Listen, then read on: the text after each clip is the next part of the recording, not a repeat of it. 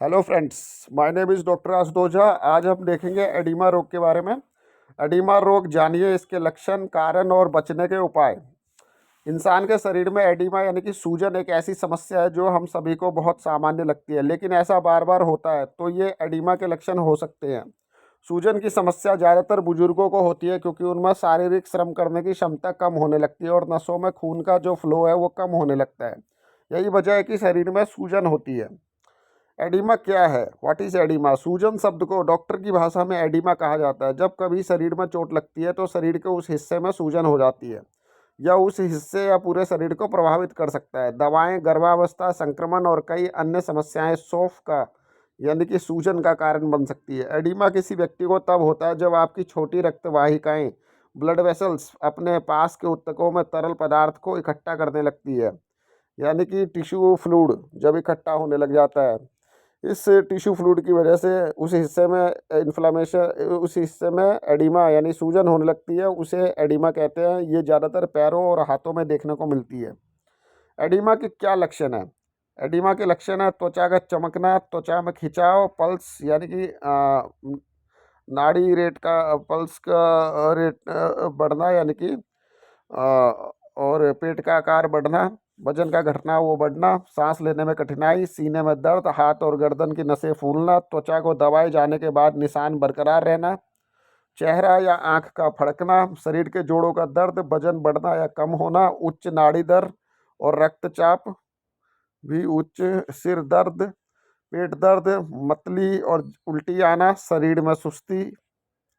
Oedema के कारण, causes of oedema इन हिंदी, इसमें है हृदय का रुक जाना, गुर्दे की बीमारी, लीवर की समस्याएं जैसे लीवर सिरोसिस, थायराइड की प्रॉब्लम, रक्त संचार कम होना, खून के थक्के यानी ब्लड क्लॉट्स जमना, किसी चीज़ से संक्रमण होना, एलर्जी की गंभीर प्रतिक्रिया, अधिक उम्र, सनबर्न, अधिक मोटापा। एडिमा के टाइप्स, तो इसके एडिमा जो है 4 प्रकार का होता है। इसके लक्षणों को ध्यान में रखें। इसके 4 प्रकार होते हैं जो कि कुछ इस प्रकार है।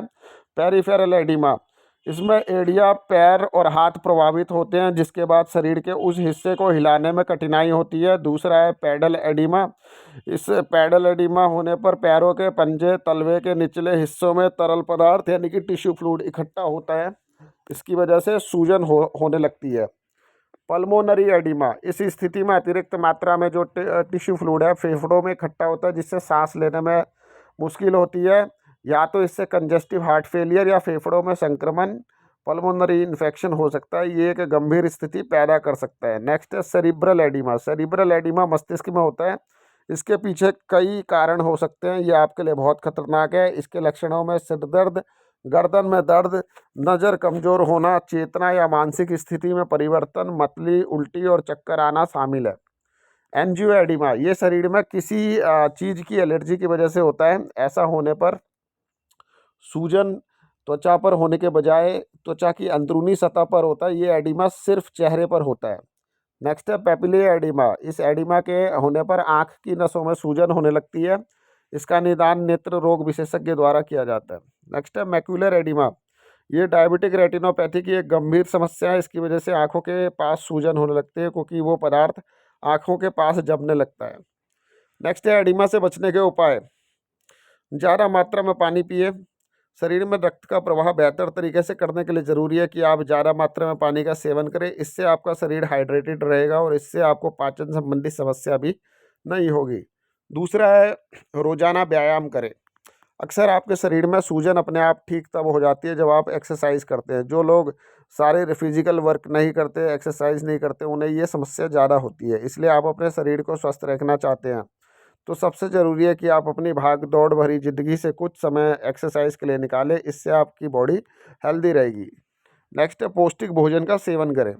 जब आप अपने शरीर के अनुसार शरीर को पौष्टिक भोजन नहीं देते हैं तो आपका शरीर कमज़ोर होने लगता है। यही वजह है कि आपको बहुत जल्दी थकान और कई बीमारियां होने लगती है। इसलिए यह बहुत ज़रूरी है कि आप खुद को स्वस्थ रखने के लिए एक पौष्टिक भोजन का सेवन करें।